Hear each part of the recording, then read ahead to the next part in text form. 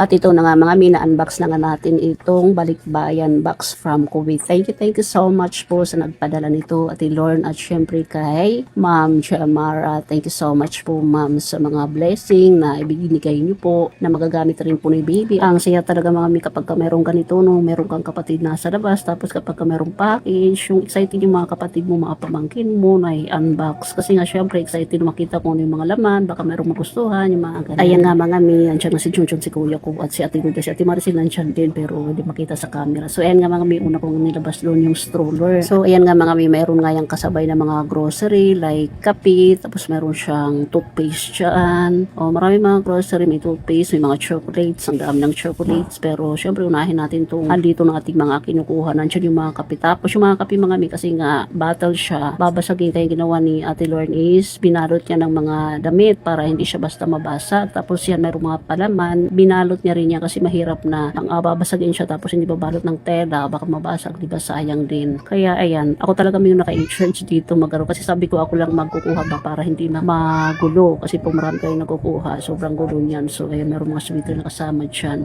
mga ano to, mga damit nung alaga nung kapatid ko doon sa Kuwait ba na hindi na talaga nagagamit, kaya sabi nung amo ng kapatid ko isip padala sa akin. Kaya maraming salamat po Ma'am Jamara sa ano po, sa padala niyo po ng mga gamit para kay baby. Kasi nga ano mga may nakakambal kasi yung baby niya, yung isa lalaki, yung isa babae. Tapos meron siyang pamangkin din sa Manila na babae, kaya yung mga babae napunta dun sa pamangkin niya, tapos yung mga panlalaki naman napunta sa akin para kay baby. Saktong-sakto lang talaga, kaya maraming salamat po. Nakakatuwa na, maraming blessing ba. At syempre yan nga mga mito, tuwa din mga kapatid ko, mga pamangkin ko, lalo na meron mga grocery. Alam naman natin na kasiyahan talaga natin na kayong mga nandito sa Pinas, hindi nakakalabas ng bansa. Kung gusto natin na maranasan man lang, di ba, yung mga ganito, marunong nagpapapackage. Minsan nga na pag uusapan din namin na halimbawa is magpapadala talaga, merong mag-abroad. Kasi nga kami mga mi is madami talaga. Kaming pamilya lang is buong barangay na. Kaya halimbawa pag merong mga ganito, hindi talaga mabibigyan lahat kasi na sobrang dami. So ang ginawa namin dito mga mi para